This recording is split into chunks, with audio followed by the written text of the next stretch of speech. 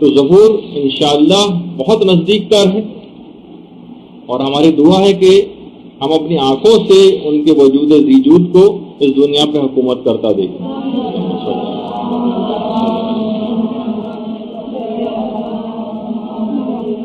آغا بہجت ایک بات اور بھی کہتے تھے کہ دیکھیے، جو گناہوں سے بچنا ہے یہ بہت اہم چیز۔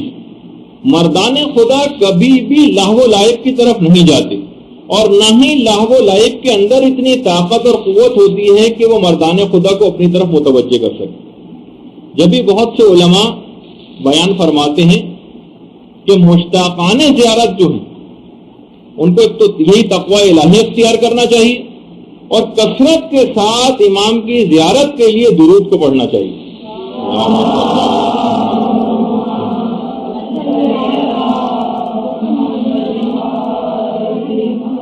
تیسری چیز یہ ہے امام کی زیارت کے لیے، اور ان کے وہ ہے دل سے تعجیل فرج کے لیے دعائیں کی جائیں۔ صرف یہ نہیں کہ ہمارے فلاں فلاں مسئلہ حل امام آ کے کر دی، نہیں، تعجیل فرج کے لیے دل سے دعائیں۔ اور زیادہ تر اوقات میں مسجد جمکران میں انسان کو چاہیے کہ اپنی نمازیں پڑھے جس کو یہ سہولت حاصل ہو، اور خاص طور پر حضرت حجت دعا کرنے کی بڑی تاکید کرتے ہیں۔ اور دعاؤں کے حوالے سے ایک تو یہ مسجد جمکران کی بھی میں نے بات بتائی، دیکھیے مسجد جمکران خود ایک امام کے ظہور کی نشانیوں میں سے ایک۔ مسجد جمکران جب بنی نہیں تھی، خود آیت اللہ مرشی کہتے ہیں کہ اتنی تیز رفتاری کے ساتھ، کہ بالکل جنگل میں تھا، جنگل میں مسجد تھی اور کوئی وہاں پر آتا بھی نہیں تھا، بلکہ ڈر سا محسوس ہوتا تھا وہاں جانا، لیکن آہستہ آہستہ یہ مسجد بنی، لوگ وہاں پر جس زمانے میں اس کی ویسے تعمیر ہو رہی تھی، اور اس کے بعد اتنی عظیم الشان مسجد بن کر تیار ہو گئی۔ آج وہاں پر قدم رکھنے کی جگہ نہیں ہوتی، جو مخصوصی کی جو شبیں جس طریقے سے آتی ہیں، خود یہ حضرت حجت کی ظہور کی علامتوں میں سے ایک ہے مسجد جمکران۔ خاص طور پر امام زمانہ دعاؤں کے سلسلے میں صحیفہ کاملہ پڑھنے کی بڑی تاکید کرتے ہیں، صحیفہ کاملہ۔ اور ایک واقعہ بھی جو بہت تفصیلی واقعہ ہے، وہ پڑھنے کا تو وقت نہیں ہے، لیکن اس کا وہ میں آپ کی خدمت میں بس بیان کر دوں کہ علامہ مجلسی اول، جو خود علامہ مجلسی کے والد تھے، ان کے حوالے سے ایک واقعہ ہے جس میں امام نے بڑی سختی کے ساتھ تاکید کی تھی کہ لوگ صحیفہ کاملہ ضرور پڑھا کریں۔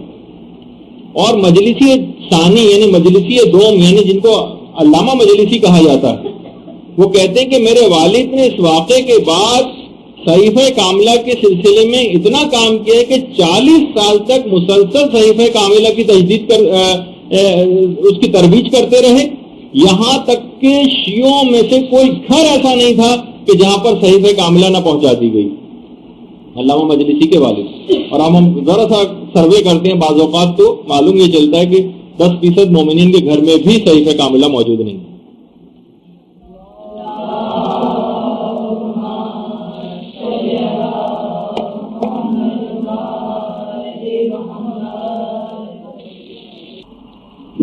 تو امام زمانہ علیہ الصلوۃ والسلام خاص طور پر صحیفہ کاملہ پڑھنے کی بڑی تاکید کرتے۔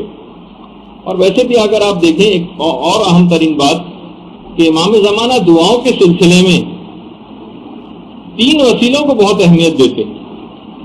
3 وسیلے، پیغمبر اسلام کا وسیلہ، حضرت امیر المومنین کا وسیلہ، اور شہزادی کونین فاطمۃ الزہرا سلام اللہ علیہ کا وسیلہ۔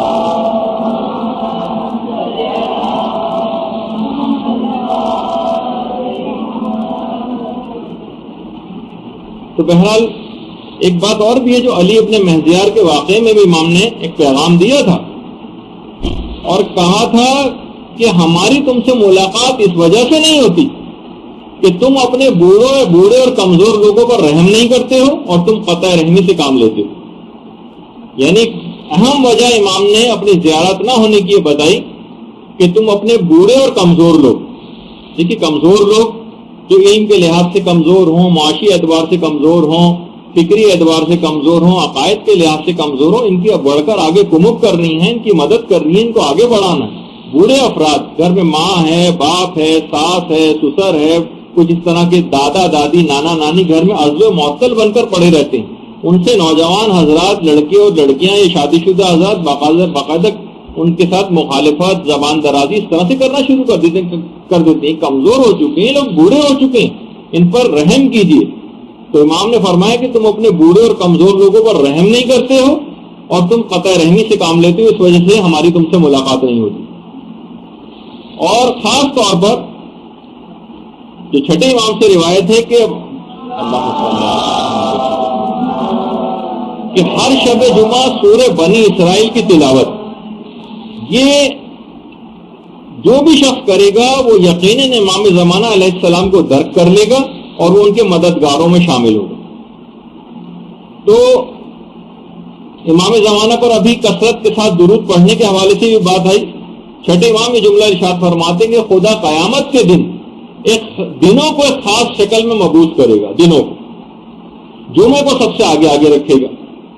جمعہ جو ہے وہ جنت کے دروازے پر آ کر کھڑا ہو جائے گا. جو جمعے کے دن سب سے زیادہ محمد و آل محمد پہ درود پڑے گا اس کو شفاعت ملے گی.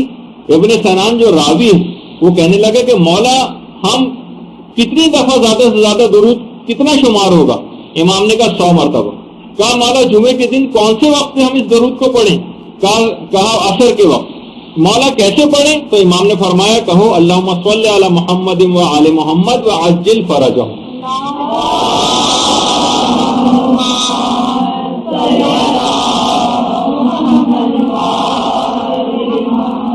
علی ابن طاؤس فرماتے ہیں جمعے سے مراد حضرت صاحب آخر الزماں وہ مراد.